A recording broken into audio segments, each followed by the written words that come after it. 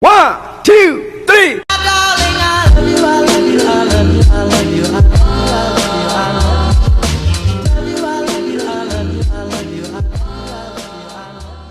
Kakitchen, sa magandang araw sa inyong lahat dyan. Welcome back to Andrew's Kitchen. Ngayong araw na ito, Kakitchen, isang masarap na recipe na naman ang ating lulutuin. Ito ay request ng isang subscriber natin na Ilocano dish, dinakdakan ni Andrew's Kitchen. Meron tayong tubig dito na pinainit na. At ilalagay natin tong tenga ng baboy. Palalambutin natin to. Yan. Marami itong gagawin natin.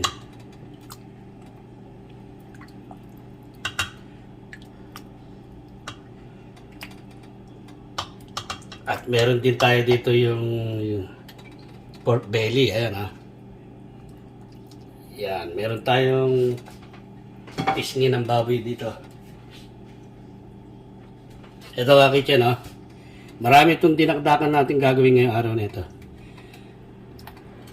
At meron tayong mga pampalasa ilalagay dyan. Ito, unahin muna natin to. Bawang. Para maglasang bawang na siya. Sibuyas. Yan ang mga pampalasa natin. Sa ating masarap na dish. Dinakdakan. Luya. At meron din tayong tanlad. Kakitchen. Yan.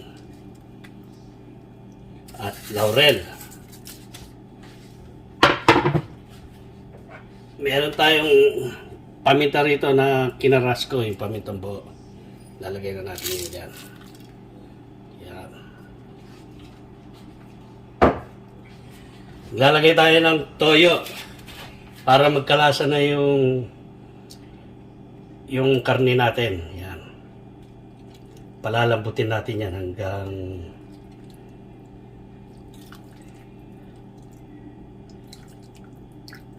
hanggang magkalasa na siya, kakitchen. Yan. Pagukulaan natin ng mabuti ang kakitchen. Palalambutin natin. Kakitchen, tatakpan na natin to at palalambutin natin.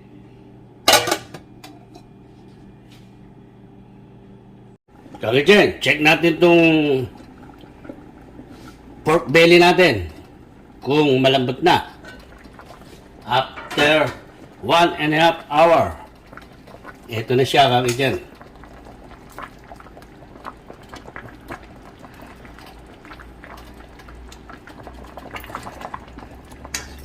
Baliktarin lang natin, kakitchen, at tetest natin yung laman niya. Meron tayong steak dito ng ayun, malambot na, kakitchen, oh. Lumulubog na yung steak natin. Yan. Yan ang hinahanap natin, lambot. Yung tenga ng baboy. Malambot na rin to. Yan o. Palalamigin lang natin to, kakitchen, at titimplahan natin to ng Maggi seasoning para malasang malasa yung dinakdakan natin.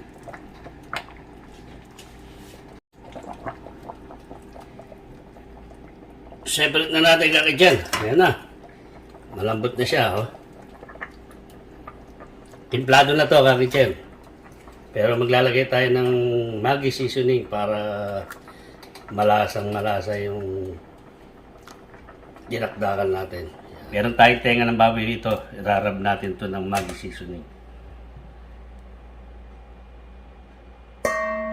At meron tayong ground pepper.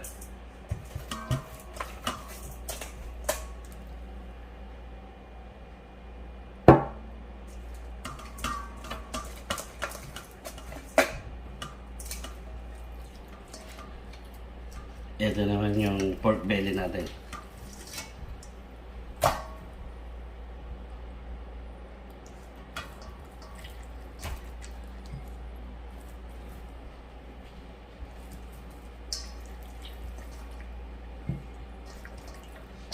Ito naman yung pisngi ng baboy. Kakitchen.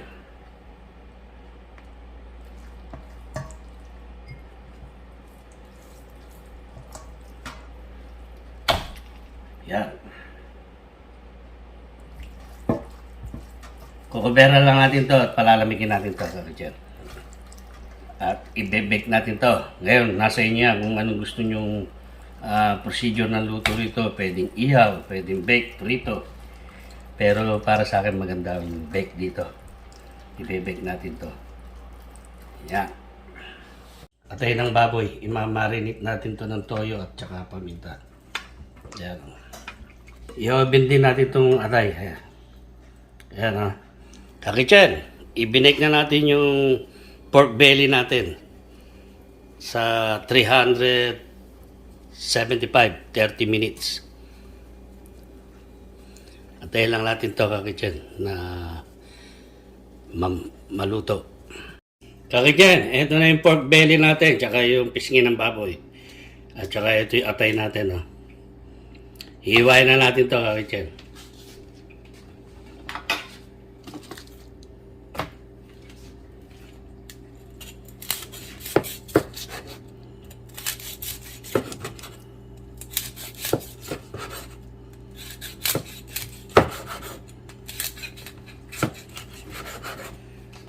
Diyan, parang lechon yung pork belly natin, ha.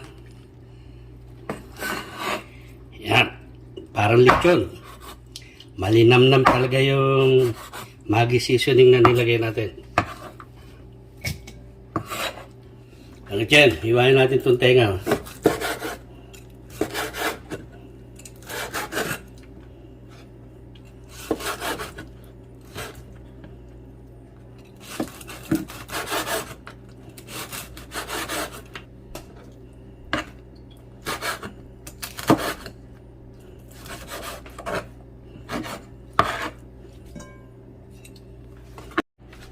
Okay, dyan, hiwain na natin itong atay natin. Oh. Ayan, oh.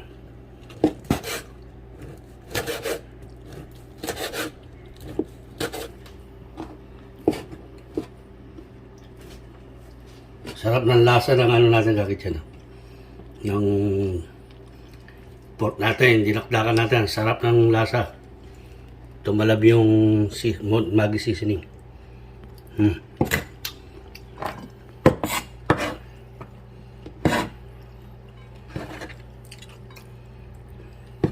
Ito na yung mga pork na hiniwa-hiwa natin, Kaka-Chen. Yung pisngi ng baboy, tenga ng baboy, atay ng baboy, at saka liempo. Pagsasama-samahin na natin yung mga pampalasa natin dito sa dinakdakan. Meron tayo rito ng suka, Kaka-Chen. At meron tayong lime. Pwede rin dito kalamansi, Kaka-Chen. Meron tayong luya dito na hiniwa natin na maliliit. Maliliit lang ang ano natin. Yan. At meron tayo dito yung onion na pula. Hiniwa-hiwa rin natin na manipis. Masarap dito, maraming gulay. Parang salad tong dinakdakan natin. Yan. At ito namang siling haba. Kung meron kayong pansigang, mas maganda yung sinigang. At dahil hindi pwede yung maang dito, kaya 3 siling labuyo lang nilagay ko, Kaka-Chen. Yan. Meron na tayong nilagay na paminta sa ating pork, kaya di na tayo maglalagay ng paminta. Itong mayonnaise, 3 tablespoon itong mayonnaise natin. Titingnan natin kung gaano ka-sticky yung magiging sauce ng dinakdakan natin. Mag-add na lang tayo pagka kulang pa. Ngayon, gusto nyo ng utak ng baboy, Kaka-Chen. Mas masarap din yon yung utak ng baboy. Pero ayaw ng kasama ko rito ng utak ng baboy. Mag-add tayo ng 2 teaspoon na salt. Masarap na yung pork natin, malasang-malasa na. Meron siyang timplado na, kaya maglalagay pa tayo ng 2 teaspoon. At imimix na natin to, Kaka-Chen.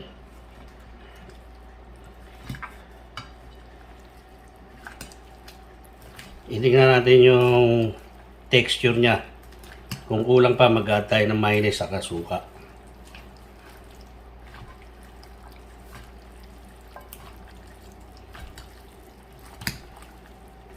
Ang sarap ng pork natin, parang lechon. Kaka-Chen. Maganda rin yung inihaw. Niluto natin to sa oven.